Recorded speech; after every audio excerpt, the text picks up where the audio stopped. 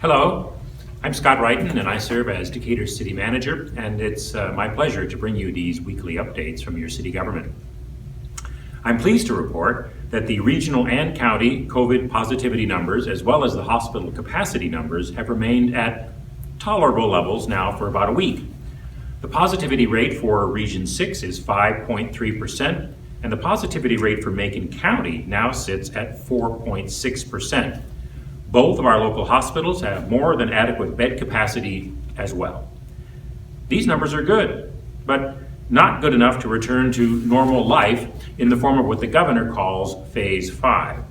But it is good enough to remain in Phase 4 protocols if we all remain cautious and, when it is our turn, we get the vaccine.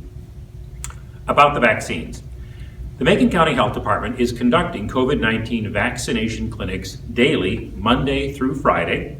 Eligible persons, now in Group 1B, are essential frontline workers and persons 65 years of age and older. The vaccine clinic is held at the Health Department's offices at 1221 East Condit Street in Decatur. That's at the southeast corner of Condit and Jasper Streets. You must live or work in Macon County to get the vaccine at this location, and you must call ahead for an appointment, 217-718-6205. You'll also need some form of identification to complete the pre-vaccination screening process. Now, appointment slots fill fast, and once they're all taken, callers will probably get a recording telling them that appointments for that day are full. Please be patient. The health department's vaccine rollout has had some glitches, partly due to understandable public demand, but also, quite frankly, because local health officials do not know from one day to the next how many vaccines they're going to receive from the state. So for the near future, the local health department and Crossing Healthcare are working together to eventually host a larger mass vaccine site in Decatur. Selecting and staffing the site won't be the problem. The problem is making sure that they can get sufficient doses of the vaccine from the state. So whenever this service does become available, we will help our local health professionals in getting the word out to you.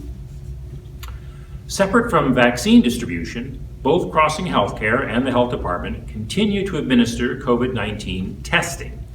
The testing site at the Decatur Civic Center parking lot has reduced its activity level lately.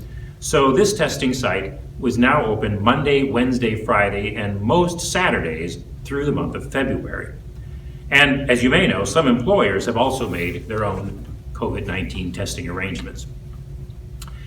The mayor and city council are very pleased that businesses, especially bars and restaurants that were closed to indoor service for so long, have now been allowed to reopen and have been given much more flexibility in how they may conduct their business.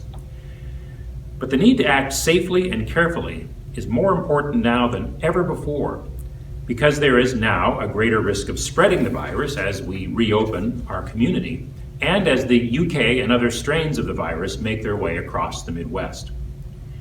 You know, we've learned a lot about how to manage this pandemic situation since last March. You could say that we all sort of know the drill by now, but we still cannot let our guard down. The mayor and city council remain very grateful and appreciative of the vast majority of local businesses and other organizations that have faithfully and conscientiously observed the COVID safety protocols. As a viewer of this video, I encourage you to personally thank businesses for their efforts that have contributed to bringing down Decatur and Macon County virus numbers. But let me also be very clear about one thing. If there are still a few establishments out there that think it's somehow okay to cram people into their businesses shoulder to shoulder, not require proper mask use, ignore social distancing, and throw caution to the wind, the police department remains empowered to cite and charge them when they witness this kind of irresponsible behavior, and to do so without issuing any further warnings or requests for compliance. The city's mask ordinance also remains in force, meaning that you should always wear a mask when you are in public indoor places. In other news, and as I did last week, I again want to remind you that to participate in city council elections this year means that you need to come out and vote twice, not just once. There is a primary election on Tuesday, February 23rd, to narrow the field of candidates from 13 to 6, and then the municipal election on Tuesday, April 6th, will determine which 3 of the 6 primary winners will be seated on the City Council.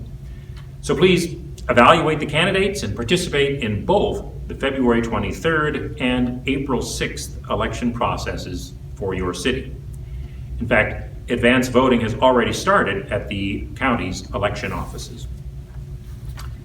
Next week, I want to share with you some information about programs offered by the city to increase rehabilitation and renewal of our distressed neighborhoods, a new program to reduce the possibility of residential sewer backups, and other useful information about your city government.